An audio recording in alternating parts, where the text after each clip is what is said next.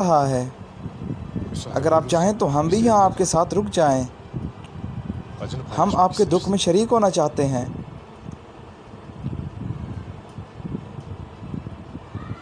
قبیلے واپس جاؤ نورگل، قبیلہ تمہارے حوالے ہے۔ جیسے آپ کا حکم بھائی۔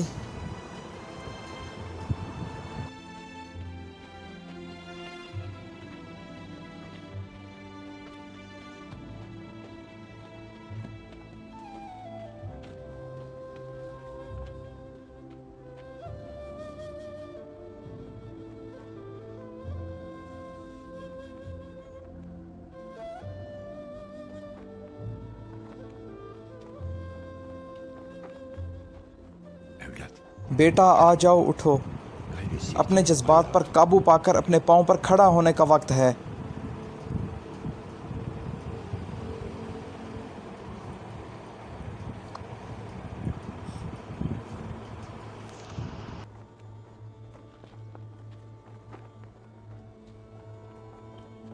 Yüreğindeki acı tazedir. Dirayet göstermek güçtür. اس لیے قوت ارادی دکھانا تمہارے لیے مشکل ہے، لیکن تمہیں صبر کرنا ہوگا۔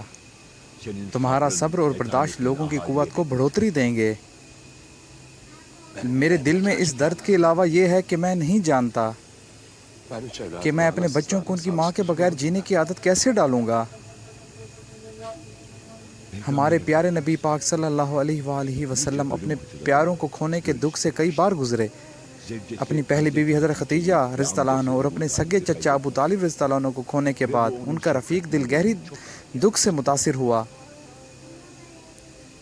وہ اتنے بڑے دکھ سے گزرے کہ انہوں نے اپنے چچا اور بیوی کے انتقال کے سال کو غم کا سال قرار دیا، عام الحزن۔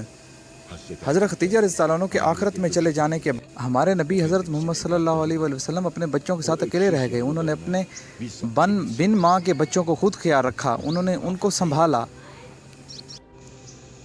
امت کی تمام مشکلات سے نپٹنے کے باوجود انہوں نے اپنے بچوں کو ایک بار بھی نظر انداز نہیں کیا، اور ایک مبارک مقصد کا سپاہی ہونے کے ناطے تم اپنے لوگوں کے ذمہ دار ایک سردار بھی ہو۔ وہ سب تمہارے پیچھے چلتے ہیں، ان سب کی امیدیں تم سے وابستہ ہیں۔ اس لیے اگر تم نے قوت ارادی اور ہمت نہ دکھائی اور اپنے مقصد کے لیے اپنی زندگیاں وقف کرنے والوں کو بدل کر دیا، وہ سب خستہ حال اور گمراہ ہو جائیں گے۔ میں جتنی بھی برداشت کا مظاہرہ کرنے کی کوشش کر لوں، جس امتحان سے میں ابھی گزر رہا ہوں، یہ برداشت کرنا میرے لیے بہت مشکل ہے، لیکن میں جانتا ہوں میری گردن اللہ کی مرضی کے آگے بال برابر بھی نہیں۔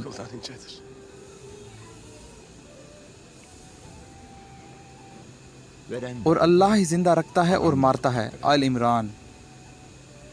جب ہم پر خوشحالی آتی ہے تو ہم اللہ کا شکر ادا کرتے ہیں، جب پریشانی آتی ہے تو ہمیں صبر سے کام لینا چاہیے۔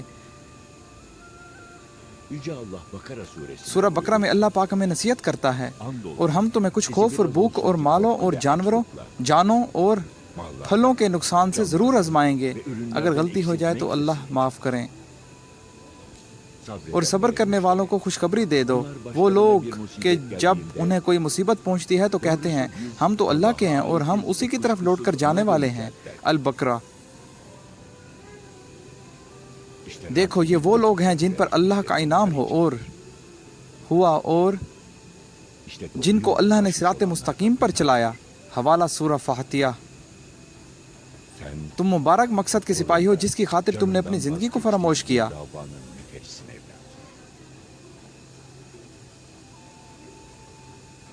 یہ مقصد اللہ پاک کا مقصد ہے۔ یہ ایک بہت عالیشان مقصد ہے جس پر صرف وہی چل سکتے ہیں جو غیر متزلزل ایمان کی رہنمائی حاصل کر کے منزل تک پہنچ سکیں۔ اس راہ کا ہر قدم کٹھن اور کانٹوں سے بھرا ہوا ہے، لیکن اس راہ کے آخر میں وافر مقدار میں نعمتیں اور انعامات ہیں۔ اس رستے سے مت ہٹنا جس پر تم نے اپنا دل لگایا ہے، اور ذہنی دباؤ کے آگے شکست نہ ماننا۔ یہ دعویٰ اور جو اس رستے میں تمہارے ساتھ ہیں اس کے حقدار نہیں۔ جیسا کہ میں نے کہا، میں مایوس کن حالت میں ہوں۔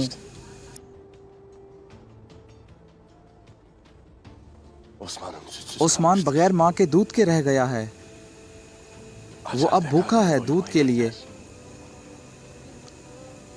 پتہ نہیں اس ننھے کا سا جسم کب تک اس کے بغیر رہ سکتا ہے۔ عثمان کو آیا کی ضرورت ہے۔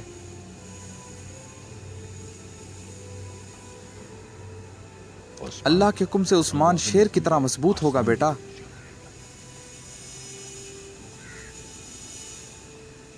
اس کا خیال اللہ خود رکھے گا۔ بے کس کی واحد پناہ اللہ پاک ہے اور وہی پریشانی کو دور